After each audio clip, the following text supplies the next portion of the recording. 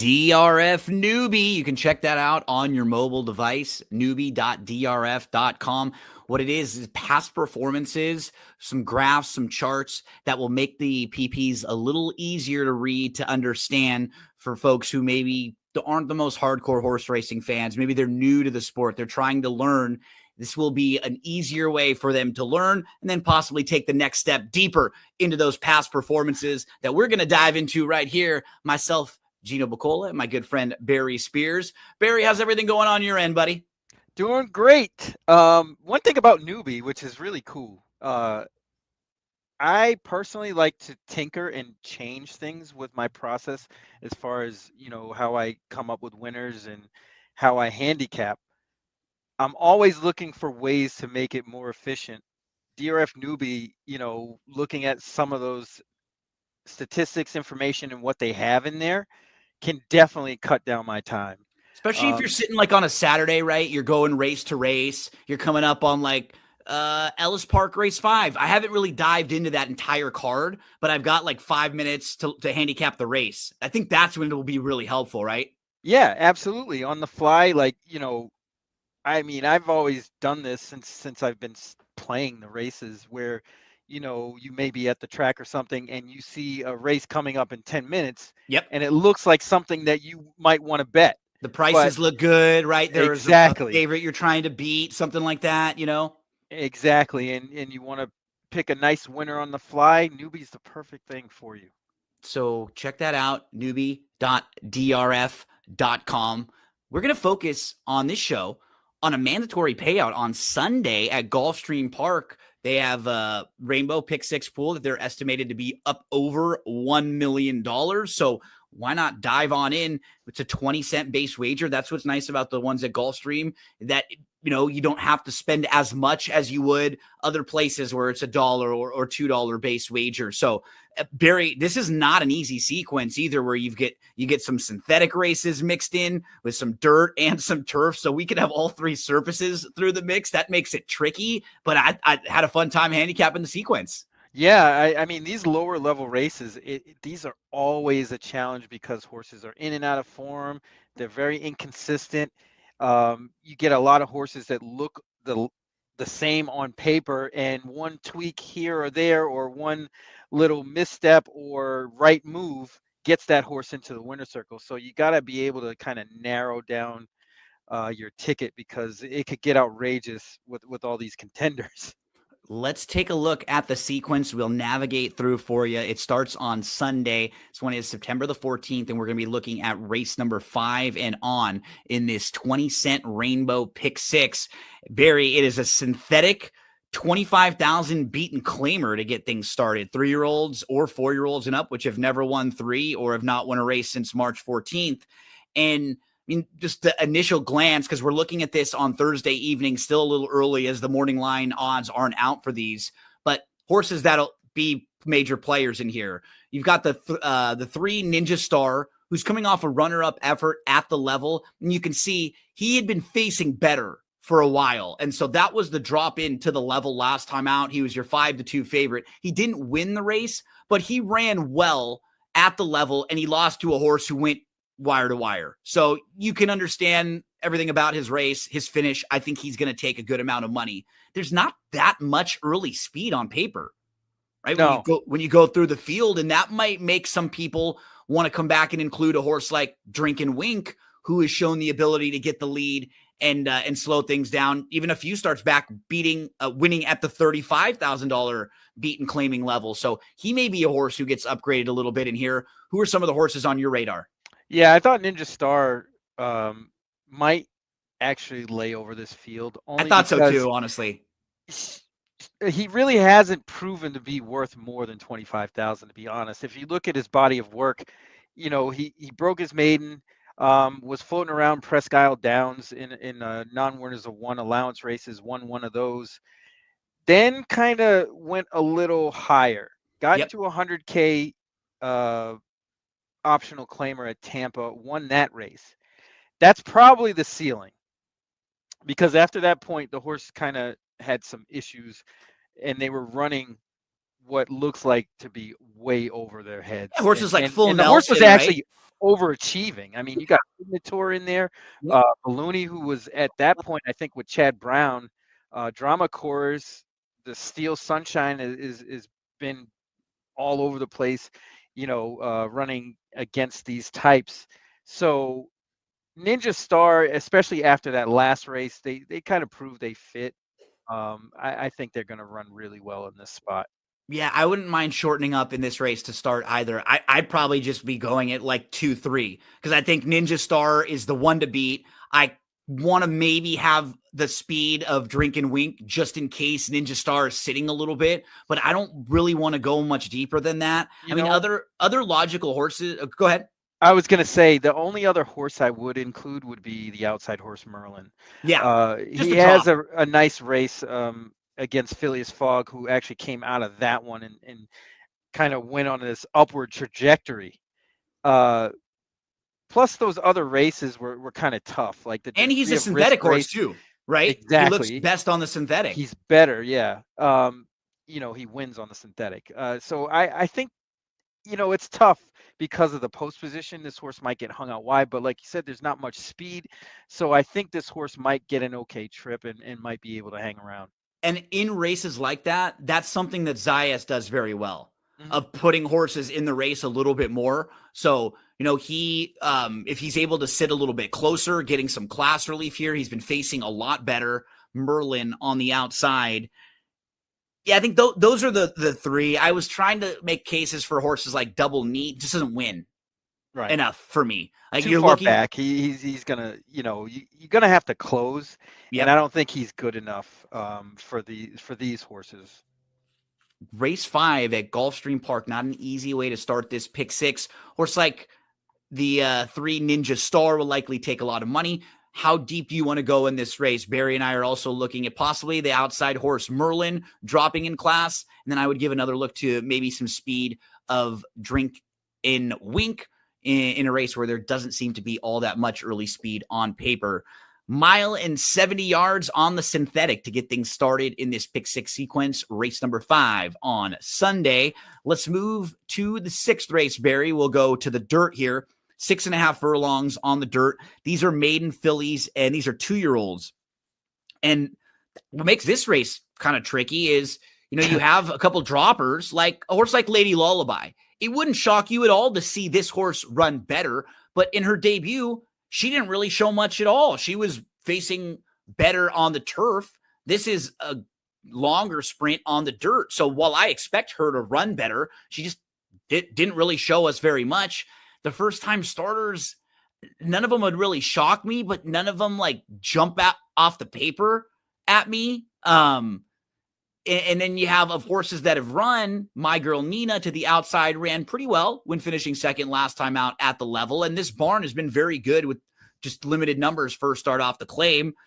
Those are, I think, some of the top contenders. And, you even have a horse like Sweet Agenda who showed speed against better dropping in class, but we still don't really know how good she is. Yeah, those horses like Lady Lullaby and Sweet Agenda really give me fits Yeah. because actually more Lady Lullaby because of the fact that they started this horse on the turf Yep. and the betting public got it wrong completely. Mm-hmm. They bet that horse down to favoritism despite really with a dirt pedigree. Now you get the horse in a spot where they're dropping way down in class, which is kind of suspicious in the beginning.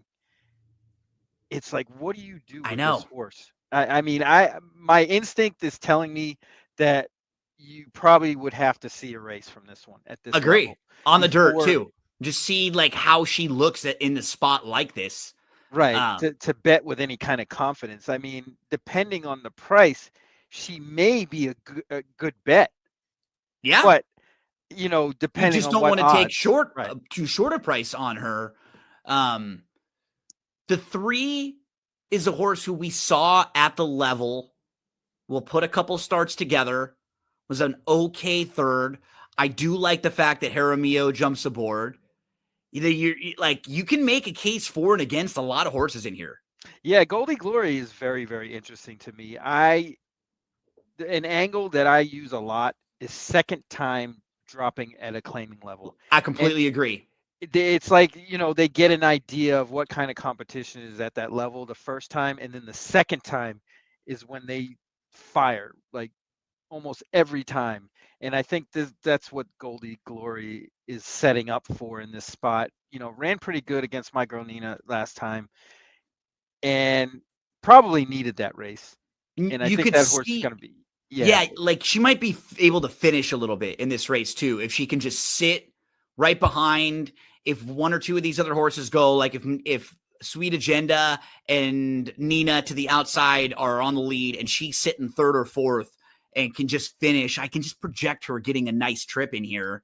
yeah, because there's going to be a lot of speed. I mean, you got the horse on the way outside, my girl Nina, and Sweet probably Agenda, a couple of the these first firsters, time starters are going to try to get into it early. So especially with 6.5 too, it makes it tougher for them going that first time out 6.5 furlongs. exactly, So they'll quit late, and you'll see a horse just jump up and win. Just passing horses late, as long as they're close enough. And I think a horse like Goldie Glory can do it.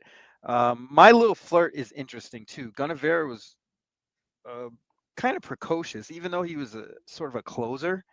But the barn does well with these types, that debut and maiden claimers, and first time starters. So I wouldn't discount that one, especially if the price I is think of the right. firsters, the two that were intriguing to me were My Little Flirt, who you just mentioned, pedigree wise, work tab wise, barn can get these horses ready to fire wise. So she checks a few of the boxes that you're looking for with first time starters.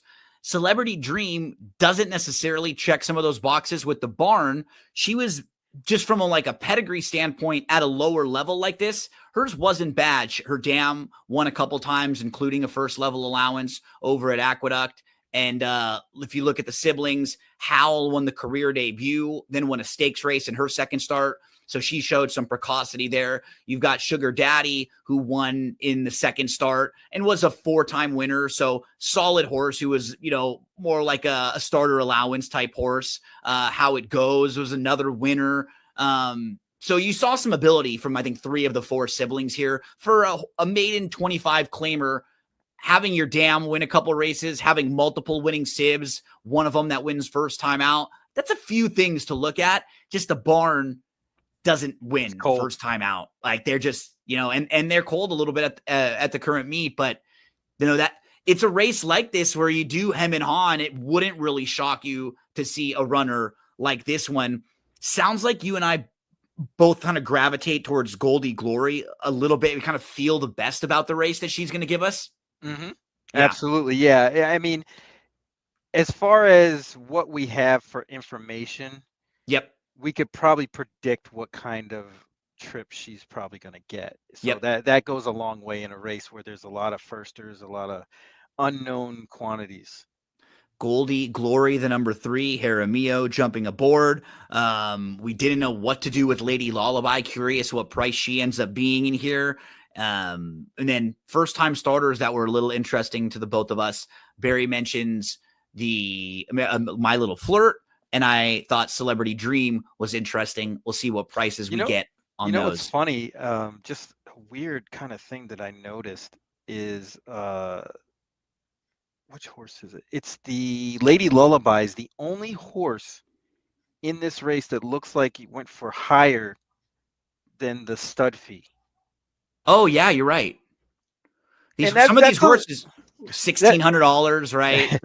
right. And usually you 10,000. see, I there was like a benchmark that someone told me back in the day where usually, you want to pay attention to horses that go for 3 times or higher their stud fee. Because there's something good there that they Right. saw. There's something confirmation wise, or there's something that somebody saw that was good enough to raise that price. So, it's not that reliable, but it's something to keep in mind when you see races like this where there's not much going on as far as information. That's race number 6, the second leg of this Pick 6 mandatory payout on Sunday at Gulfstream Park.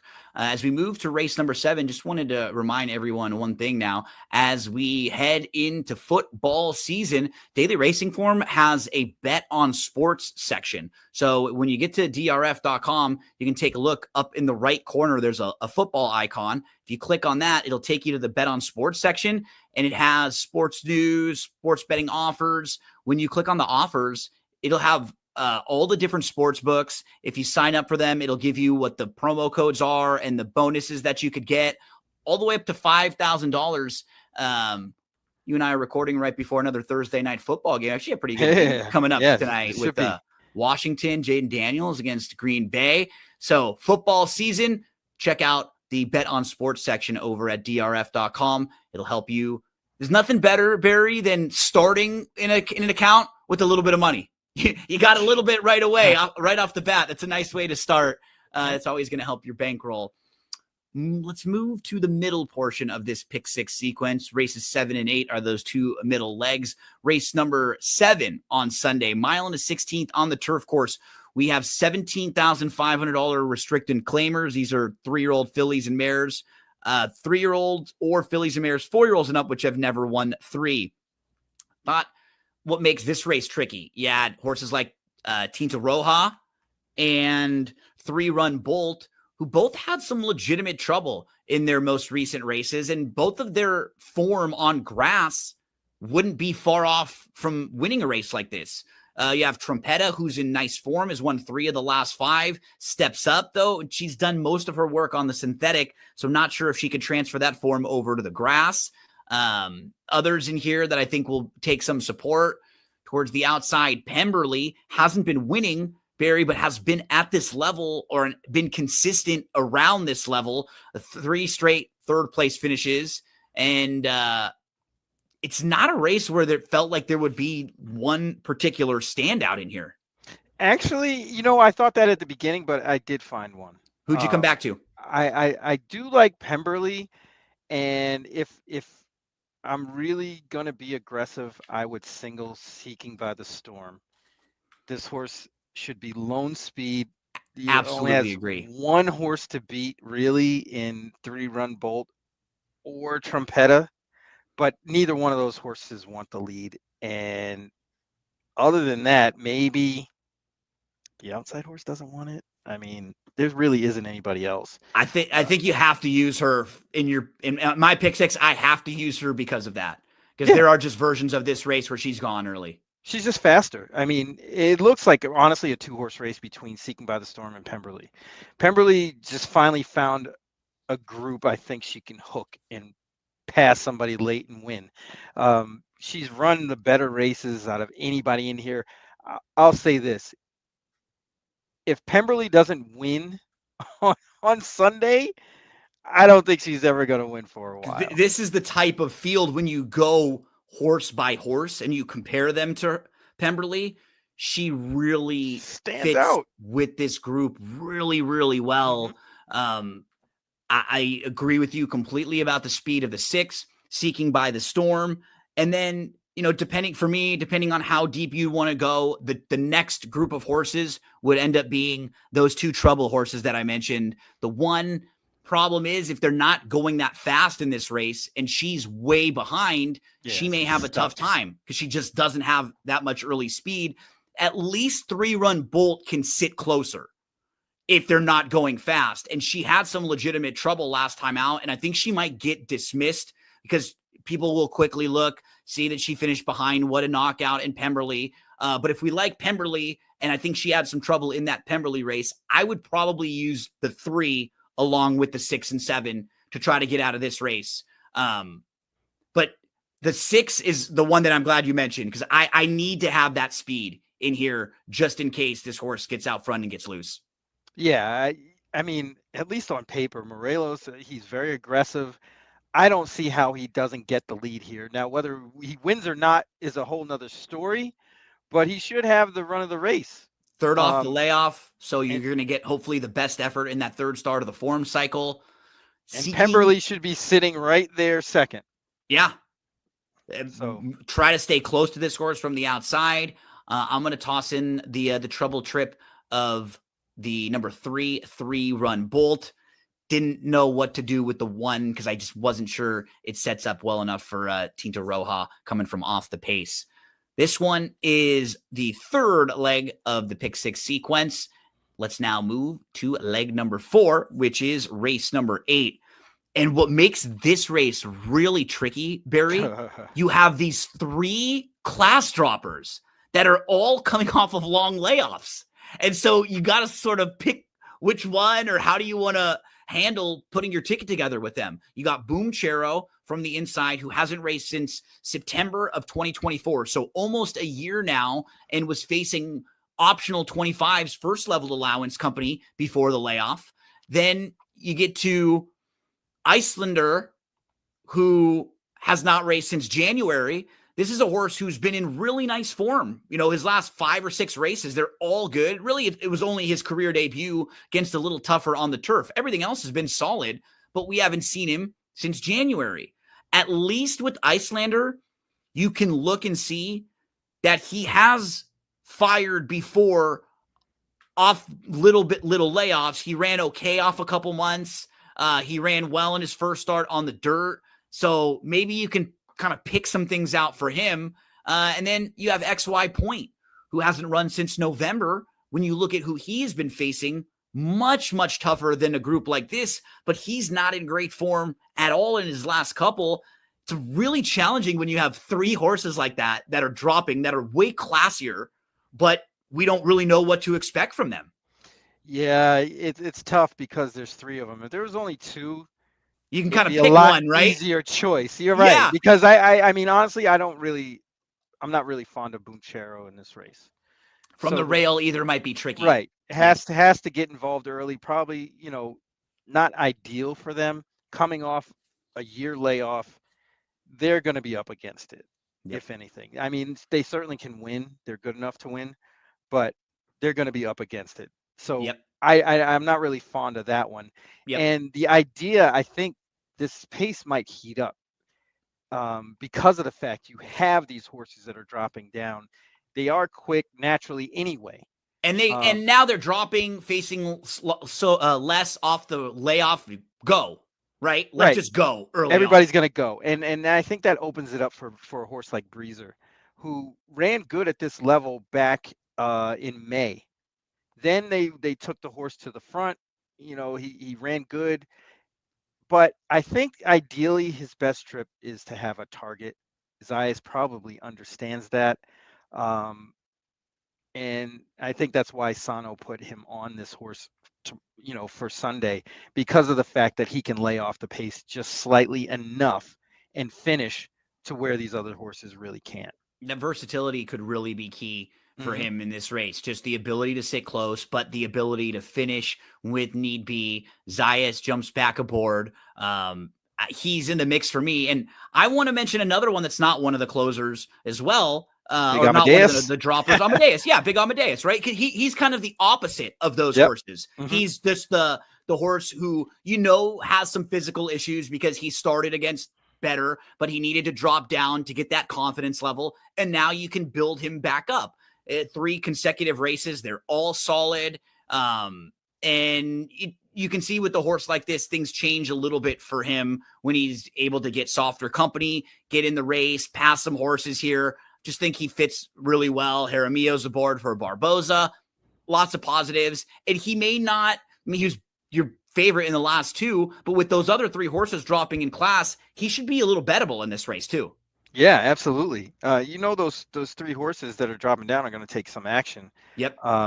They may not go down to favoritism. I think possibly XY Point might get bet down, but just on paper, looking at the figures and the numbers and the class level, it looks the biggest. And I wouldn't be shocked at all if this horse took some money. I feel like if we were going to rank those 3 particular horses in this race that are all taking the big drops in class, so that's the 1, that's the 7, that's the 9. I think of the 3 of them, 7, right? I like the 7 the best. He's run well on synthetic. The other 2 really haven't. I mean, the 1 has, but it's just been so long. you don't know what you're going to get.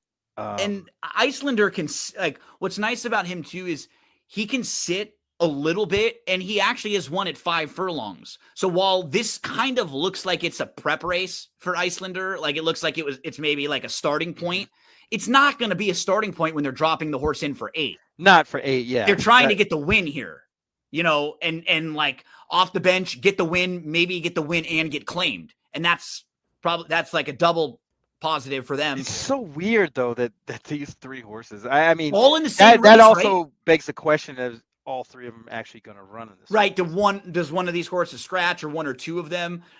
You got that nice. This is funny with the horse like Icelander, who's taking the drop. You get that nice work, right? They want to try to show you that bullet. Everything's okay. Come and get him if you want, right? And that's what makes this claiming game hard, because you look at a horse like this for 8 and go, oh, you know what? That wouldn't be a bad claim for 8. He's got ability to run on synthetic and on dirt. He's run from 5 all the way up to a mile. You could have some. Well, options. It's just like anything else, though. You're wondering, is like, is he okay? Why are they offering it for exactly? 8? It's the poker game, Is he okay? Because if he is, I would rank him the most of those 3. Like, I'll use him. Mm-hmm. I don't think I will use. I'll definitely not using the 1. No, and I'm definitely using him. I'm absolutely using Breezer, who you mentioned, and Big Amadeus. I'll probably use the outside horse based on what the rest of my ticket looks like, but he would be like the last one. I just don't think I'm on the Boom Chero from the inside. Yeah, I agree. Challenging race when you have these class droppers. How are you going to put your pick 6 ticket together to use one of these horses too? Do you have a different opinion in this one? Let's move to race number 9. Go a mile on the dirt in here. These are optional 20 claimers, 3-year-olds and up, which have started for a claiming price of 12, 5 or less, or they're in a claiming tag of 20,000. Lou the Body is in good form right now, Barry. He has won 4 in a row. 2 starts back on July 27th. He won by 15 lengths. He earned a 95 Beyer speed figure. He regressed in his next start, but he still won. It was still plenty good enough to win. So now he's kind of, you're wondering with him, is he up in just a different level than where we'd seen him before? He's also now going to be making his second start out of the Barboza barn, and they picked him up a little bit for that race. And maybe there was still, some of that improvement on August 16th. He does just look like the sharp horse that you got to start the talking with from down on the inside. Because the rest of the field is not in good form. Like, they're not in winning form. You have a lot of these horses who are coming off of poor performances. Schwarzbuckle was a winner 2 back, but look at his last couple years. He's only like 2 for the last 18, not been a win machine at all. Saybrook, last 3 starts, been well defeated. Not really sure what to expect. Now he's coming into a new barn. Thor doesn't win it all, but this is a big class drop for him. Softer than what he's been facing, and the blinkers come off. So, this optional 20 level is different than that first level allowance company he's been facing. I mean, you see horses like White Abario, just a few starts back for him. He fits better at this class, but gosh, he's a hard horse to trust when he hasn't won since August of 2023 back in Chile.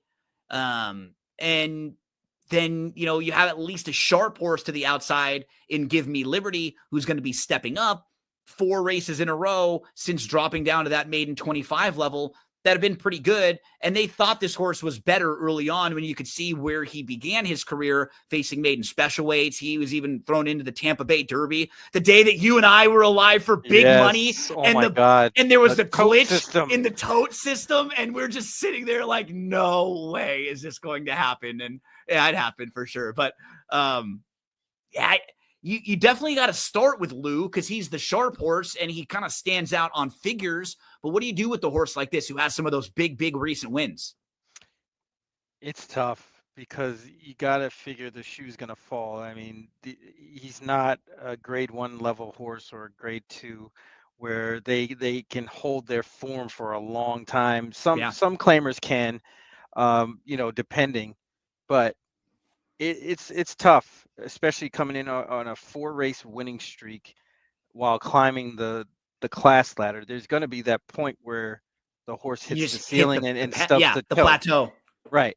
Um, I think that this might be it. A horse like Swashbuckle is very interesting because they could get the trip with the bug in the saddle. The July 19th race is very telling in the big scheme of things because when the horse got to that point and stretched out to the 1 turn mile, probably ran his best race of his career, 7-year-old career.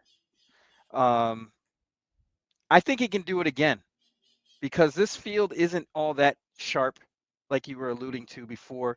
You have a horse who's dropping class slightly in the Thor that just doesn't want to win. The only other horse I could see kind of doing something might be Puckered, who might get a trip as well, based on the fact that the bug will be able to get position. But I'm not really too sure that horse wants to go that distance. I know they won at a mile, but it was a real setup. I mean, that horse drew off and was really, really towered over that field back in February. So I'm really kind of on the fence with that one. Lou the Body is the horse you have to start with. I this was by far the most difficult race for me to peg, just how I wanted to set it up, because Lou the Body is a horse that I'm normally trying to take shots against. And the same thing with the Thor. Like, on paper, he looks okay. Like, he'll get a setup, but he just comes from far out of it. He just kind of grinds up. Maybe it'll be better against this type of level. The horse who I was trying to get in, and you did, Barry, was Swashbuckle, and then the other one you were kind of gravitating towards. I'm wondering what to do with Puckered. You know, Puckered's coming off of a little bit better effort. You see a few times when they stepped up and faced Stakes Company. Just, you feel like this is a horse who's going to pass some horses. At least Give Me Liberty is sharp. By far the most tricky race. So if you're putting your pick six ticket together, what would you think at like first run through how you would set up this race? I would definitely be using Lou the Body and Swashbuckle. Puckered, depending on how the other part of the ticket was structured, but I probably would leave off Puckered. Yeah, And just go too deep here. And then that combined with the other race that we went over that wasn't really too fantastic. I think it was the 7th. Yeah, you could kind of go skinny either in the first race of the sequence or or this one. Go I skinny there and be okay. I think what I want to do is I feel like I'm gonna throw the outside horse in case this horse is the quickest and can get in front of Lou. I'm gonna throw Lou the Body, and then I'm looking for one more closer of the field, like an off the pace horse, in case those horses all hook up. It Yeah, might be it'd have to Swashbuckle. be Puckered because Yeah, that horse is is probably the truest better. closer, I think, Yeah. of those. Like, because there's versions of the race where Swashbuckle maybe gets a little close, right? We've even seen Mm-hmm. Swashbuckle get up forward sometimes. I think I would be feel the best about Puckered of the closers coming from out of it. They stack these races, the challenging ones, in the pick six sequence. They know this is some of these are not easy as we try to move through leg 5, Barry, to the closeout leg. Race number 10. We get back to the turf course, 17,500 non-winners of 2 in here. And a couple that I feel like will be major players. You got the one Golden Valley, who was very good breaking the maiden a couple starts back. And when you look at the overall turf form, it's pretty solid. She has a maiden breaking win. She was third against maiden 35s. She actually ran third in the second start against Florida bred maiden special weights. So 3 of 4 races on the grass hit the board. And the one that didn't was the first start in a couple months, and a race where she actually had a little bit of trouble. So I think she's solid. She fits really well in here. You've got the 5, A Great Date, who's just lightly raced. And when you have lightly raced horses like this for good connections that drop and that have their win, like on paper, she looks solid, that she was just facing tougher, dropped in class, found the right level, and now they'll try to build her back up. Those are 2 that I kind of started with as just horses to take a lot of money, not necessarily the horses I'm going to be betting. Who's some of the horses on your radar in this closeout? I thought Attending is very interesting in this spot. Sure. The horse got 3 tough trips after breaking the maiden. So the $8,000 non-winners are 2 on July 19th. You'll see the comment 3 wide bid. So Chasing clearly slow this horse was fractions from the slow outside. fractions from the outside, didn't have a shot. The August 2nd race, tracked inside, 2 wide, out kicked. So another one, not an ideal trip. Had to kind of swing out wide and faded. Then the next race, August 23rd, stalked 2 wide, gave way. All they have to do, and if I'm the connections here, I'm telling them to step on the gas, get this horse in position. These horses aren't world beaters here. If they get that horse in position, they should be able to win. She feels like one of the horses in here with the highest upside. Mm-hmm. As we've seen, she's lightly raced. She's in a good barn now. She has had some excuses. She can be forwardly placed. She's on the ticket for me. Absolutely. No doubt about it. Love the owners, the hare and the tortoise family. That's great here for Attending. One horse that I was looking at, Barry, that I think will be a little bit of a price too, is Chili Bean. If you look at the only race we've seen from Chili Bean on the grass, it was actually pretty solid. It was a race that we were talking about a little earlier with Tinta Roja, where Tinta Roja won. It was at this exact level. We've already seen the race come back live. The runner-up, Money Bouquet, came back to win the next start. And she finished in front of a couple rivals that she'll be facing on Sunday. So, yeah, I'm using who you're using. I'm going to throw in the one for sure, Golden Valley, who I just think is in good form. I would throw in a Great Date also. Yes, I agree. I think that horse, from the time that this horse went on the turf the first time to now, I think there's a possibility that she improved and learning how to run. You can see how she kind of did it when Reyes got aboard last time and she broke the maiden. So I can definitely see the quote unquote light bulb angle going on now. Yep. To where, again, because this field isn't that great. I mean, no, and she could get out if she gets 11. Out front or just sits close like she did. I like the fact that we know she has speed, but she showed us last time if something crazy happens and someone wants to go run off, she can sit off a little bit and then move to the lead. And sometimes it's all you need at these lower levels: speed, the ability to sit off.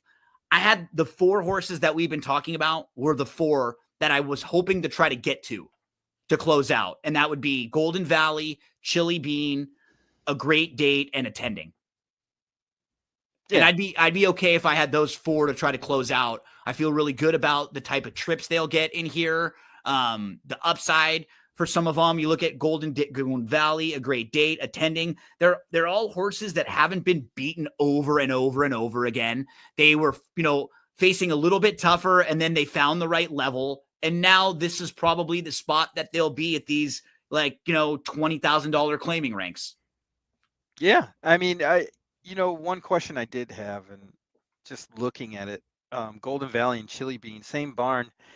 Are they going to run against each other? Because they kind of have the same running style. I know. And on paper, they both look like you could win with either one of them, if they get the right trip. So curious. And does one maybe go? Do they decide to sit with the other? You have Jaramillo who jumps on the one. So you always look at things like that. If, a jockey has had the opportunity to ride both of them, he gets to Golden Valley. What's nice about Golden Valley too, in just the last 2 races, you could see, they were crawling on July 18th and she just ended up on the lead. Sometimes when they go that slow, horses get lost. They're just not used to even running 50, almost 53 to the half mile. I think she'll be a little bit better with the target here, sitting off the pace. And I would do the same thing you said with Attending. Mm-hmm. Let's just go. We tried to sit off and be a little bit wide, and that hasn't worked as well. Let's really go, get out. Let's make anyone else that wants to come with us early run a little bit, and let's make sure we're not sitting a wide trip, getting hooked or getting trapped behind horses. I want this horse on the lead or sitting in the 2 path just off the pace. Yep. That would be the perfect trip, and that would get it done in a race like this. Like if this Yeah. was a higher level, like an open 50, you couldn't get away with that. But you No. can get away with it here at this level with these horses that really don't want to win. And they don't want to come from out of it and pass horses. If you can just get in front of them, get in the right spot, you're going to fall into the win sometimes. And that's what we're hoping for with the horse like Attending. So, Barry, as we finish up here, I joined you last week on your podcast, The Notorious OTB, with Chase, and we had a great wheeling and dealing Downs, man. The three of us were on absolute fire. I think each of us had different big wins. And it was great. I think if you were playing along with us, our bankroll for like our $100 each would have been way up above $800. Yeah, that'll get the job done every time. Yeah, every time. So that is what's nice about watching the Notorious OTB podcast that Barry is on with Chase. When you play the way that we play, the types of horses that we play, you don't have to hit as often to make money when you're taking the big swings at 20-1 shots and 15-1 shots and exactas and tries, and you're attacking races where your approach is to throw out the favorite that you don't like. When you do that repeatedly, you just don't have to win quite as much. Barry, my friend, any final thoughts before we get out of here? No, not much. I mean, this is a good setup time to kind of tune up your game for Breeders' Cup, I think. Especially next week with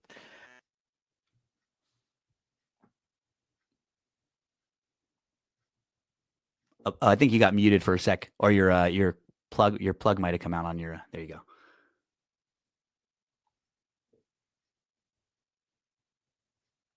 Lost you for a second, which was great. At least we made it all the way. If we have a technical difficulty now, we got all the good stuff in, and we got the important stuff in.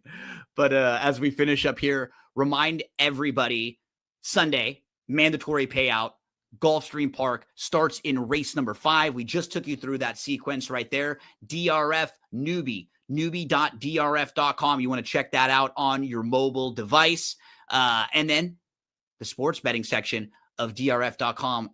Bet on sports. Barry, are you there with us as we say goodbye? Barry had his quota filled for the day. I'm trying. I got it. There we go. We got you. We got you in right now. So, Barry, thanks again, my friend. Gulfstream Park this week. That's going to be our focus. There's also a big Saturday at Woodbine, so you're going to want to check out some of the great action up at Woodbine on Saturday. Then next week, we'll be back here again, getting you all set up for another big weekend of racing. For Barry, I'm Gino. Thank you all for hanging out with us. If you're watching this on the Daily Racing Forum socials, make sure to follow us on X, on Facebook. If you're watching on YouTube, subscribe to the YouTube channel. Drop in a comment. Let us know who some of your best bets will be throughout the Sunday Pick 6 sequence at Gulfstream Park. Best of luck. We say goodbye. We say hello to Joey Cleveland.